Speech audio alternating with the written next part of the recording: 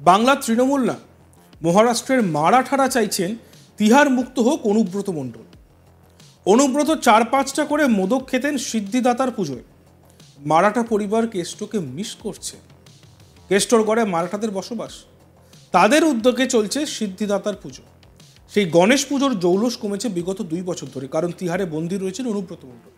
কেষ্টর পাড়ায় বোলপুরে অবস্থিত কোটি টাকা তৃণমূলের পার্টি অফিস, আর সেই পার্টি অফিসে ঢুকেই মহারাষ্ট্রের মারাঠাদের আয়োজিত গণপতি বাপ্পা মরিয়ার পূজার মণ্ডপস্থল।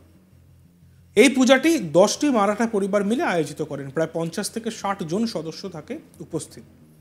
বিগত বহু বছর ধরে পুজো হয়ে আসছে, আর এই মারাঠা পরিবারকে সাপোর্ট করে আসছিল অনুব্রত মণ্ডল। তবে তিহার বন্দির কারণে 3 বছর অংশগ্রহণ করতে পারেননি কেষ্ট।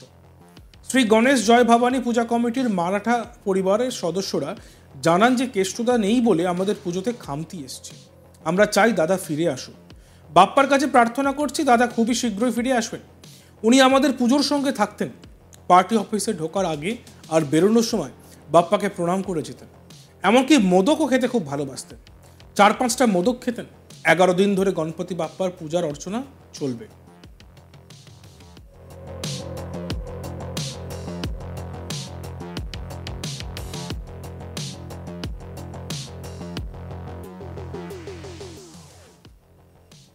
আমরা দেখে নিই আমাদের প্রতিনিধি শান্তনু হাজরার একটি প্রতিবেদন।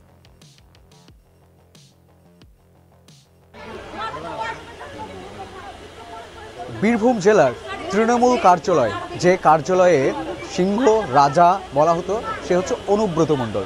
তারই কার্যালয় থেকে মাত্র ঢিলছোড়া দূরত্বে, ঢিলছোড়া বললেও অনেকটা কম হবে, সেখানে সিদ্ধিদাতা গণেশের পূজা অর্চনা হয়। বীরভূমে বাংলার বুকেও রয়েছে মারাঠারা, আর এই মারাঠারা এই সিদ্ধিদাতার পূজা অর্চনা করছেন। 9 দিন ধরে তা এই কর্মসূচি চলবে। পূজা অর্চনা চিরাচরিত প্রথা মেনে চলবে।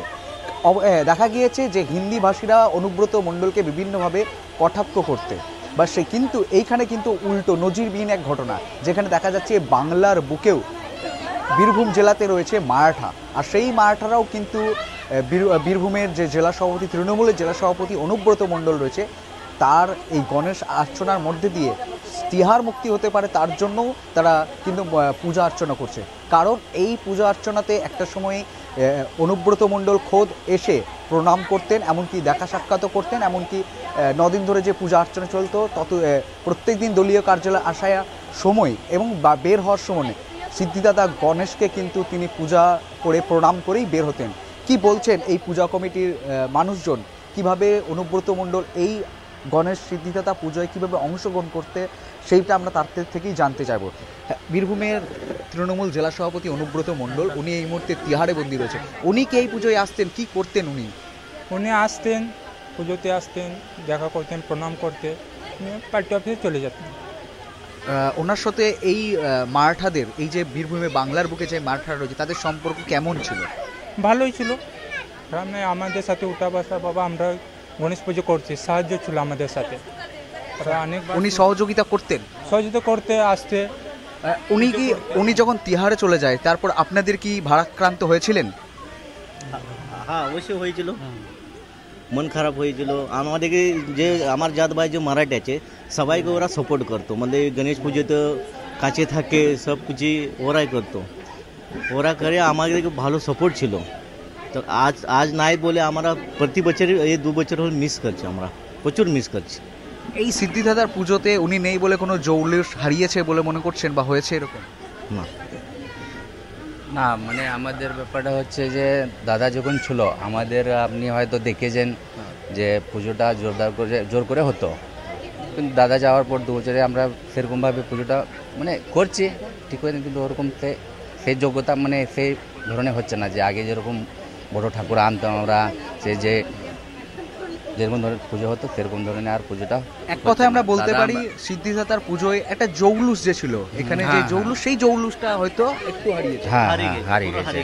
আমরা যখন গণেশ কাছে প্রার্থনা করি যে তাড়াতাড়ি বেরিয়ে আসুন দাদা যখন বেরিয়ে আসবে, আমরা যে আগে যেরকম পুজো করতাম সেরকম পুজো করব। আমি এই দাদাকে বলবো একটু সামনে আসার জন্য, আপনার থেকে আরও কিছু জানতে চাইব।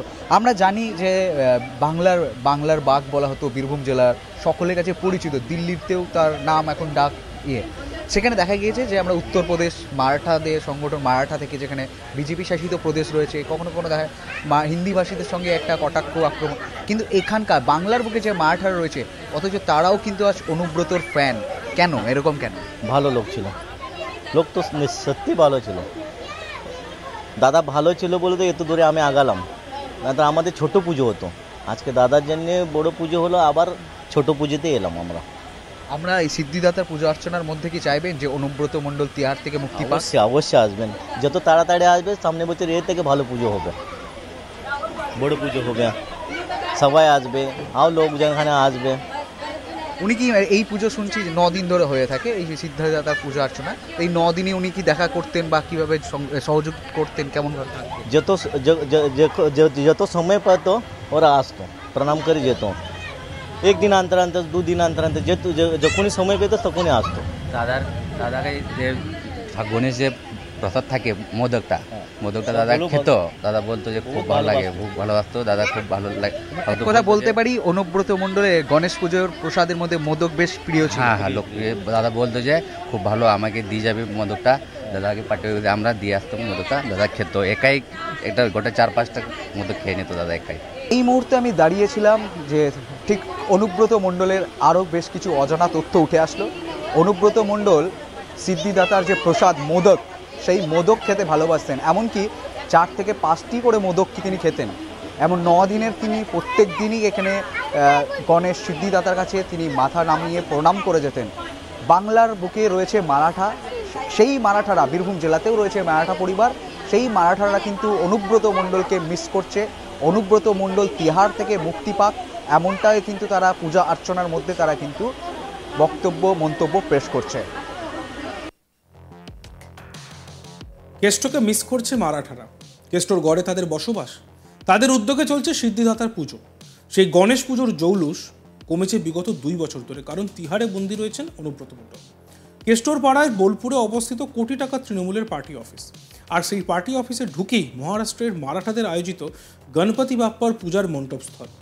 এই পুজোটি 10টি মারাঠা পরিবার মিলে আয়োজিত করেন, প্রায় 50 থেকে 60 জন সদস্য উপস্থিত থাকেন এই পুজোতে।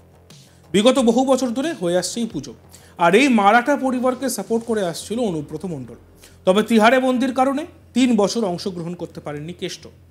শ্রী গণেশ জয় ভবানী পূজা কমিটির মারাঠা পরিবার সদস্যরা কিন্তু জানান যে কেষ্টদা নেই বলে তাদের পুজোর খামতি এসছে। তারা চান যে দাদা ফিরে আসুক, বাপ্পার কাছে প্রার্থনা করছি দাদা খুব শীঘ্রই ফিরে আসবে, এমনটাই বক্তব্য তাদের।